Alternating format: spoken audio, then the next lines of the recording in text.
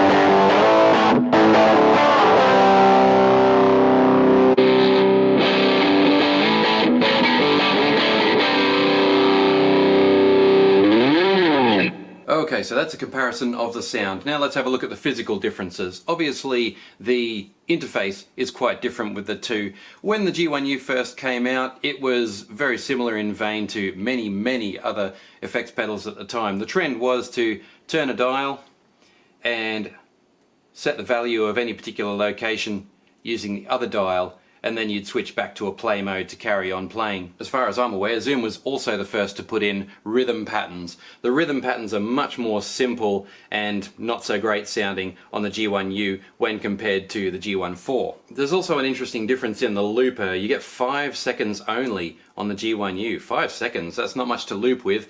I think the G1/4 gives you something close to a minute, so a clear difference there if you like your looping. The older unit does have one pretty big advantage though that I want to share with you, and that's the USB socket here. Compare that to the USB on the back of the new version, the G1/4.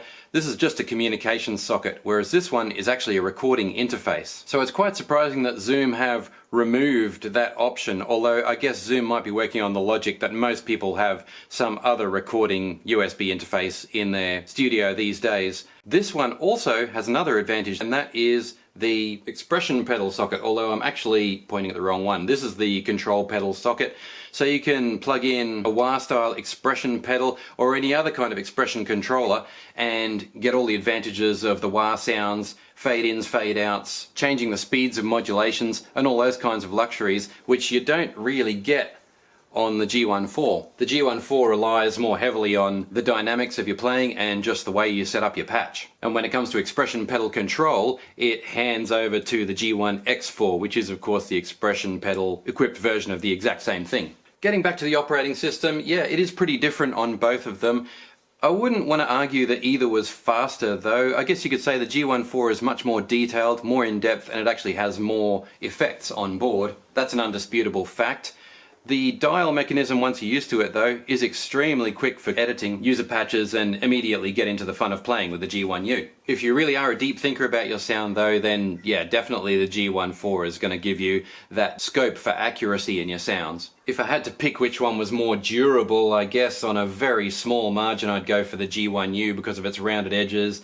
It has fewer dials that can get interfered with by a shoe or a dragged cable or something like that. I think the switches are a little more robust too, and of course the display is recessed, whereas this one is flush with the top. So which one do you choose? Well, it comes down to a question of quick gratification or in-depth sound engineering. Me personally, I think there's a time and place for both. This of course is going to cost you maybe about a third of what this is going to cost you in 2019. And when you consider the extra features that this one offers, it's pretty hard to ignore that value. Having said that, I think you're going to get more longevity, more lifespan and longer term enjoyment from the G1/4 purely because of the depth of its software and the range of its tones. Thanks for watching Gear Facts, guys. I guess the moral of the story with this demo is don't write off the older technology. There's plenty of great stuff out there. Some of my favourite pedals are well over 20 years old, and the same goes for keyboards. So I hope that demo and insight, I guess, was somehow useful for you, Gear Facts friends. Please like, comment or subscribe. I look forward to seeing you on the next one, and hit me up with a comment if you've got any questions. I'm always happy to talk about gear. See you next time.